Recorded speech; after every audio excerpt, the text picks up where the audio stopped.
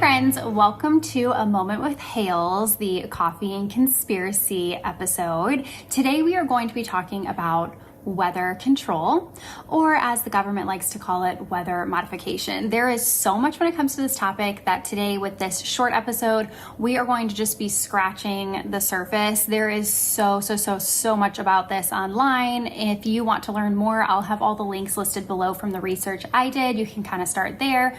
But again, we are just going to briefly be covering this topic. So I hope you enjoy. So the first question we're going to answer is, what is weather modification? So according to Wikipedia, weather modification is the act of intentionally manipulating or altering the weather. The most common form of weather modification is cloud seeding, which increases rainfall or snowfall, usually for the purpose of increasing local water supply. So manipulating or altering weather, not weather control, just modification, I guess. We're going to start talking first about cloud seeding because it is probably the most least controversial form of weather modification and also very easily proven that it's still going on today. What is cloud seeding? Well, cloud seeding is a weather modification technique that can improve a cloud's ability to produce rain or snow. It involves introducing tiny ice nuclei into sub-freezing clouds, which provides a base for snowflakes to form. Before we go any further, I'm not going to claim to be a scientist in this episode. I'm going to give you the overview of the information. I'm just going to cite the sources of the research that I've done. So what countries actually utilize cloud seeding? Is it really happening today? Well, according to the Wired article that was written in July 2024, more than 50 countries have dabbled in cloud seeding since the 1940s. They've done it for a variety of reasons: to stop droughts, to refill hydroelectric reservoirs, to keep ski slopes snowy, or to even use cloud seeding as a weapon of war. In recent years, there's been a new surge of interest in cloud seeding, partly due to the scientific breakthroughs, but also to possibly aid countries in the early impacts of climate change. Where did this idea come from? Historically, where did cloud seeding start? What was the point? Who even made this discovery? According to the Wired article, the first systematic attempts at rainmaking date back to August 5th, 1891, when a dozen scientists and several veterans of the US Civil War and a bunch of chemicals converged in Midland, Texas. One of the veterans included General Edward Powers. He was a civil engineer from Chicago, and he noticed that it seemed to rain more after the battles were fought in the Civil War. He had come to believe that the concussions of artillery fire used during combat caused air currents in the upper atmosphere to mix together and release moisture. Mr. Powers' theory was that he could possibly make moisture fall from the sky if he circled cannons up and shot them all in the air at the same time, or if he loaded up balloons with explosives and sent them into the atmosphere. He laid out in a book called War and the Weather, which is still available on Amazon. He lobbied this idea for years, and he eventually prompted the US federal government to bankroll his experiments, and Congress appropriated him $10,000 for weather experiments with the goal to produce rain using high explosives.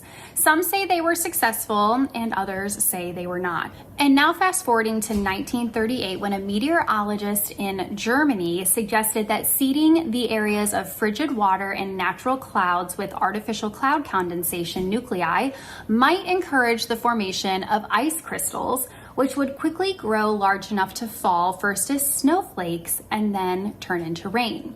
After the Second World War, American scientists at General Electric jumped on this idea. When experimenting with his freezer at home, one scientist discovered that solid carbon dioxide, also known as dry ice, might just do the trick. Within a few months, scientists were dropping dry ice pellets from planes over Mount Greylock in western Massachusetts, creating a 3-mile-long streak of ice and snow. Another GE scientist decided to use a different material for cloud seeding, silver iodide. In the wake of these successes, GE was bombarded with requests for winter carnivals, movie studios when they wanted artificial snow, and others wanted clear sky for search and rescue. It wasn't long until the experiments at General Electric received so much attention that, you guessed it, the government gave them a call. Together with GE, the various branches of government and military formed a coalition called Project Cirrus. One of Project Cirrus's main goal was to investigate geoengineering, or cloud seeding. According to an article from the website Earth, the science behind the headlines in 2016, it says the experiments went something like this. 2 days after clipping Cuba and Florida, a hurricane was drifting into the Atlantic. All predictions had it remaining at sea without further landfall, making it the perfect test subject for the newly minted Project Cirrus, a U.S. government-backed project bent on discovering ways to disable deadly hurricanes. The researchers planned to seed the hurricane's clouds with dry ice, hoping the ice would interact with the clouds and disrupt the cyclone's internal structure, thus weakening it. So, on October 13th, 1947, a plane flew over the storm and dumped 80 kilograms of dry ice into the storm's swirling clouds. What happened next was the worst case scenario. Instead of dissipating, the storm ferociously swung nearly 130 degrees to the west and smashed into Georgia, where it caused over $2 million worth of damage. Threats of lawsuits soon followed, with Georgia residents blaming the government for the devastation. Project Cirrus was all but shut down before it truly began, and any research into the weather manipulation was stopped for decades. The article continues, fearing lawsuits, GE pulled its support of the project. But before any legal actions could be carried out, other meteorologists pointed out that previous hurricanes had taken nearly identical paths. Later investigations showed that the storm had begun its westward turn before the cloud seeding took place, fully clearing Project Cirrus, my insert the government and a private corporation's little pet project, of any liability. In fact, recent studies, again, this was written in 2016, make the attempt to modify one with only 80 kilograms of dry ice appear laughable. So the public opinion was formed, this hurricane experiment happened, and of course they had to make sure everyone knew that it was laughable. There's no way that what the government did or the experiment they had really could have made any impact on this hurricane.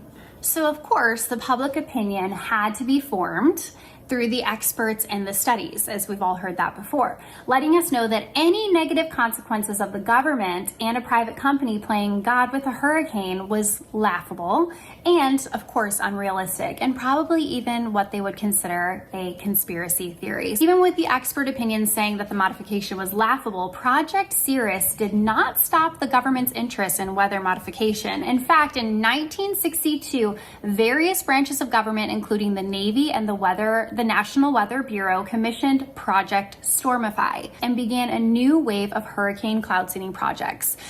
If it didn't work, then why are we continuing with it? That'd just be my question.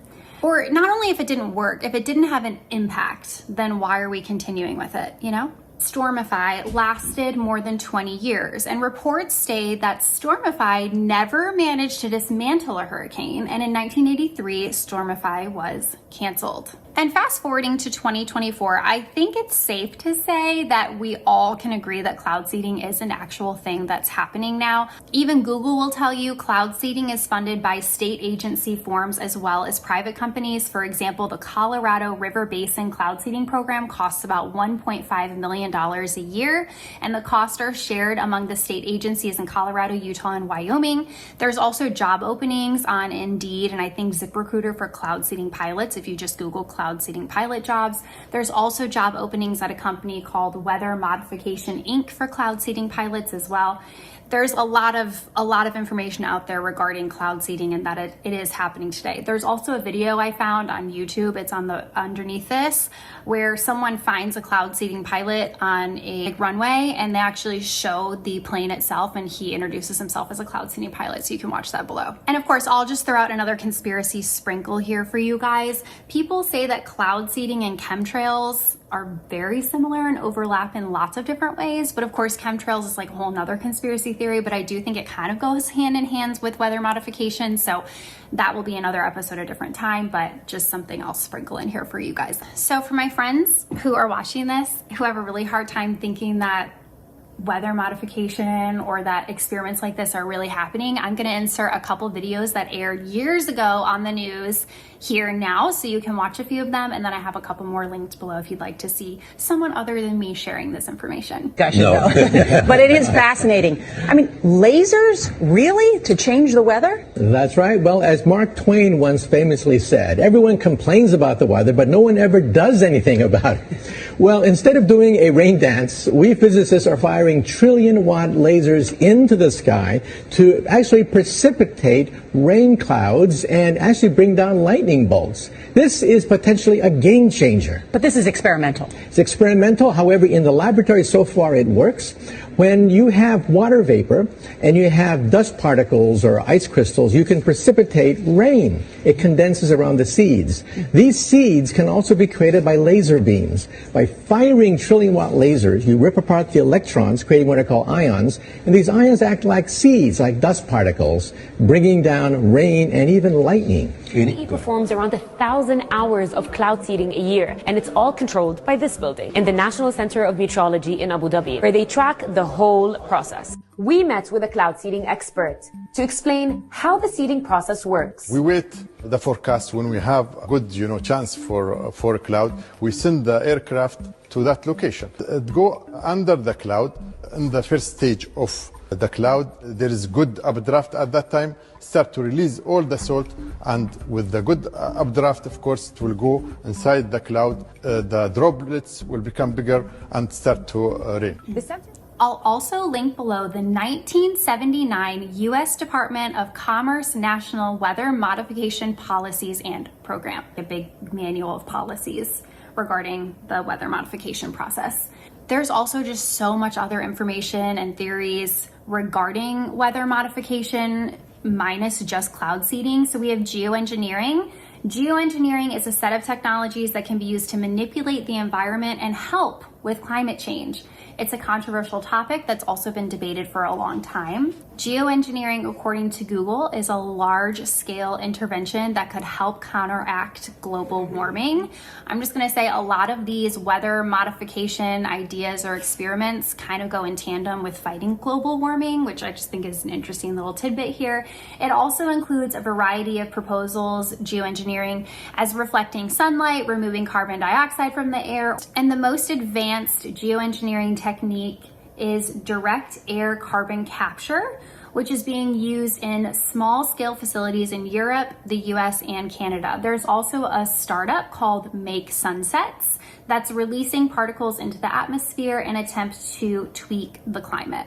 Again, that's all found on Google. There's another weather modification project called HARP. It was established in 1993, which is just swirling with conspiracy theories around it. That itself could be a whole nother podcast episode. You could definitely spend a long time researching it. HARP, it's short for High Frequency Active Auroral Research Program. Conspiracy theorists say that it's capable of weather manipulation. HARP is a University of Alaska Fairbanks program which researches the ionosphere, the highest ionized part of the Earth's atmosphere. In May 2014, it was announced that HARP program would be permanently shut down that year, but then after discussions between the parties and the ownership of the facility was transferred to the University of Alaska in August 2015. As far as I know, HARP is still happening today. You should Google it. It's like, or I'll just insert a picture in here too. It's all these like antennas. It's very interesting. Something you could probably research for a long time. And then finally, I thought this was probably the most compelling argument that weather modification or the desire to want to control the weather is happening within our government and other powers that be. But it's something called weather warfare. And weather warfare is the use of weather modification and techniques for military purposes, such as cloud seeding, to cause damage or destruction. Weather modification can be used to provoke damaging weather against an enemy. For example, the US military actually used cloud seeding in Operation Popeye in Vietnam to prolong the monsoon. However, the United Nations banned weather warfare in 1977 through the Environmental Modification Convention. Yeah, so weather warfare is a thing. It has happened in the past. And the Environmental Modification Convention is an international treaty that prohibits the military or other hostile use of environmental modification techniques. The Environmental Modification Convention also came up with the benign weather modification rule. Google also says the benign weather modification refers to enhancing or suppressing weather effects to benefit the modifier without directly harming others. In the United States, the federal government's use of weather modification is limited. Most of the control is at the local or state level. However, state regulations can be conflicting and weak because weather modification does affect multiple states. The Environmental Modification Convention requires the UN Secretary General to check in with the parties every 10 years to review what's going on with the convention. And the next review date was set no later than 2023.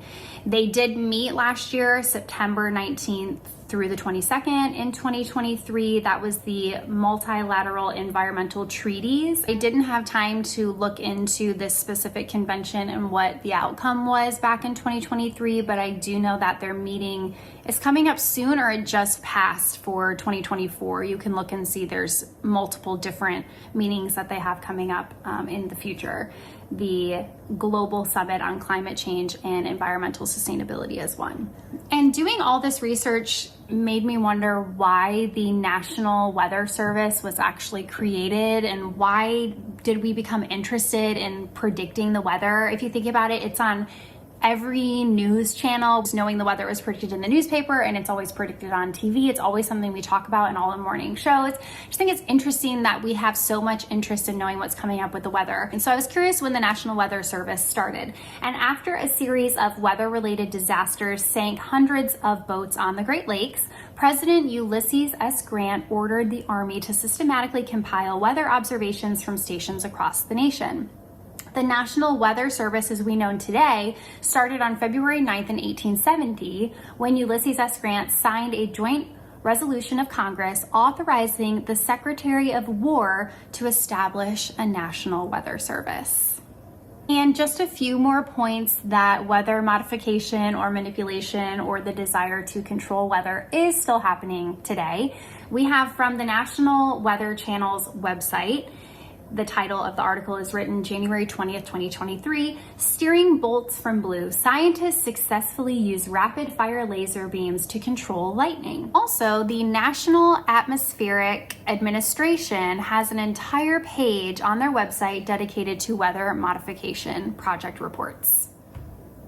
So, what do you think, friends? Could weather modification just be a far-fetched idea that feeds the minds and conversations of conspiracy theorists? Or could the government be experimenting with our God-created atmosphere, forcing us to live and deal with the ramifications of a nefariously manipulated environment? I'll let you decide if you need the tinfoil hat or not. Until next time, friends, cheers!